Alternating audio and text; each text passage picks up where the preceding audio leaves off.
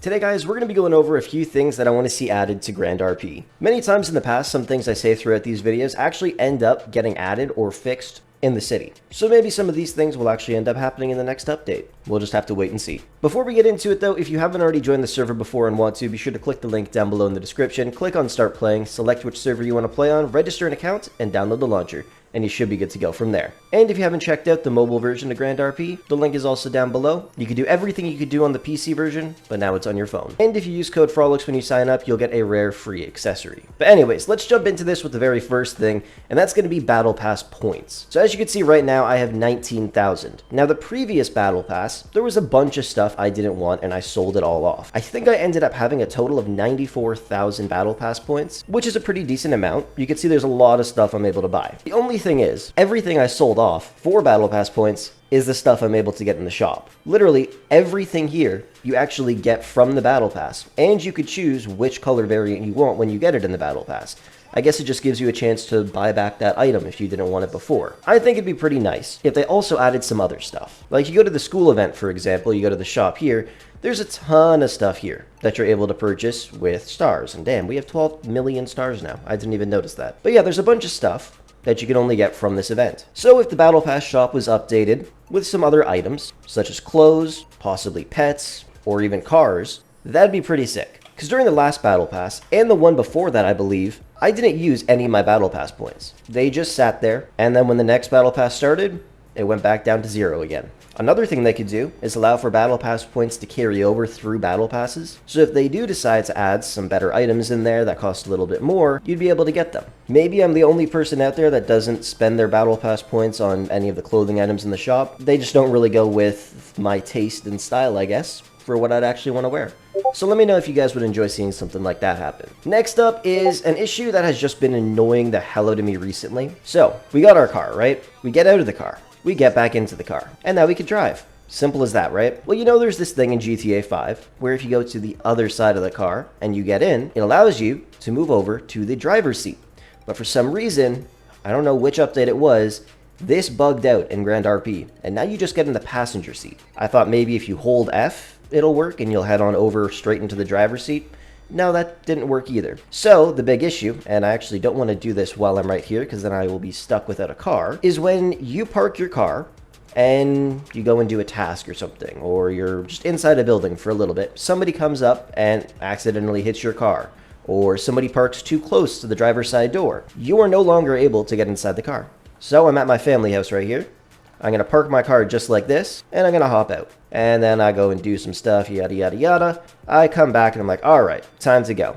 I jump inside the car, and I'm just sitting in the passenger seat. Now, this has happened to me countless times. I was up at the sawmill, and my car got hit by somebody else's car, and then it was pushed up against a wall, and I couldn't get in. Even just recently, I was at electrical. There was nobody there. I park my car. I go do my 15 things for my Battle Pass task, and I come back out, and some black BMW parked right next to me on the driver's side door, and I couldn't get it. And I'm like, oh my goodness, now I gotta go and quit the game, respawn back in at one of my houses, and then get the car back, and then start driving again. Just an annoying little waste of time. And it literally happens everywhere, constantly. Like I can't even get in this car now. I thought there might be a little bug to fix it. Like if you click F while you're getting in the door, and then you walk over here, and then you click F, no, it still doesn't work. Like I said, I don't really know when this was changed, but I really hope it gets fixed because it does get really annoying when it consistently happens. Let me know down below if that's ever happened to you, and if you know a fix around it. Obviously somebody could just hit your car from behind or something and move it, but if you know a way to get into the car while it's stuck like that, put it down below in the comment section. This next one has to do with the farm. It's honestly not the biggest thing in the entire world, but I wouldn't mind seeing it changed. So when you're at the farm, you go fill up your watering can, it goes to 100, and then you got to go and water the plants or the crops. And you could do about 20 with the entirety of your watering can, and then you got to go fill it up again. 20 is not a bad number, except when you have to do it 1,400 times. Then it gets a little bit annoying because you're there, you're watering everything, it gets empty, and you got to run all the way over there, fill it up, and then run all the way back. Now, I've done it countless times. I think it takes right around 2 hours to do, maybe a bit more. I can't remember. It was a long time ago when I actually timed it. But if you had to fill up your watering can less frequently, like let's say you're able to water 30 crops instead of 20, or even 40 crops, that'd be pretty great. It would cut down the time by a pretty significant amount. You'd be able to finish the task a bit quicker. Like I said, it's not the biggest thing in the world, but I wouldn't mind seeing it. They could also just change the farm completely, and instead of watering crops, you go and care for them. So you would pretty much walk into the area just like you do, but instead of watering it, you would just kneel down and kind of like pack the dirt around it or something like that, or even plant seeds. Obviously not your own seeds, but it would just be a script thing, if you get what I mean. And then you wouldn't have to fill up a watering can whatsoever. The next one, beach market shops. Now, since the battle pass has come out, and pretty much every time a battle pass does come out, or honestly any time of the day, from about, I'd say 1700 to about midnight server time, almost every single beach market shop is rented. I even had a task where I just had to rent a beach market shop, which I'm assuming many of you guys also have the exact same task. Tried to rent a shop, it wasn't available. So I waited until the hour restarted, and then I spammed rent a shop. Still couldn't get one. I was really lucky. I think like an hour or two later, I did the exact same thing, spammed it right when the hour ended, and I ended up getting one random shop on the complete other side of beach market. Like, I guarantee you, if I go right now, there's no shops rented. Let's see. Yep, all the stalls are busy. It is just kind of annoying, because half the time, the stuff that are in the shops, nobody really even wants to get. And obviously, people can just keep coming back every 3 hours, re-renting their exact same shop throughout the entire day, which a lot of people actually do. And then some people will have to do a battle pass task where they just need to rent the shop. They rent it for 3 hours, and then they just leave, and the shop's just empty. So if they were to add some more shops, that'd be pretty great. Or you can rent a shop for 3 hours, but you're not able to extend the lease. Once the 3 hours is up, your shop is back available for anybody to rent, which honestly would be pretty nice. I mean, you could just go and re-rent the same shop as long as you get it in time. Like, it's come to a point where people are actually selling their beach market shops for a lot of money, especially if it's in a prime location. It would be pretty great if something like that was added to the game, just make our lives a bit easier.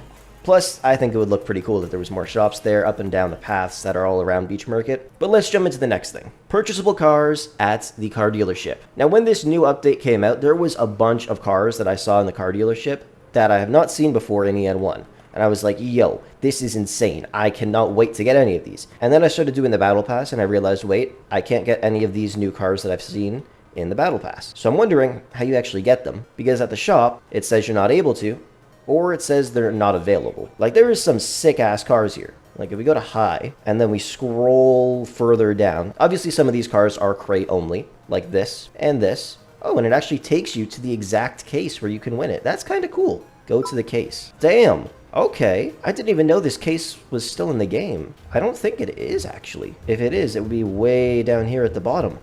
Oh, that's kind of cool. Okay, I like that. So you're able to open cases that actually don't exist in the game currently if you go to the car dealership. I did not know that. But yeah, all of these cars are not available. You can get them from cases. You can even get like this from the case and this from the case. I'm not sure why it doesn't show that there, but either way, there are some other cars here that you can't get any other way. So let's scroll all the way down here. This car, for example, the Dinka Trezor. Now, I saw this in the Russian server. It looked sick. It's in EN1. You can somehow get it, but I have no idea how. You're not able to purchase it, which sucks. Also, the new Ferrari SUV. Wait, there's a case for this? When did that come out? I don't recall this. Where is that case? I'm looking through here and I don't see it anywhere. Unless it came out like a really long time ago and I just never noticed it. Yeah, there's no case here for it. Huh. So some of these cars have cases, but they're not actually cases in the game? Oh, that is crazy. Let me see if there's some more of those. There's a case for this car too? I think I remember this case coming out though.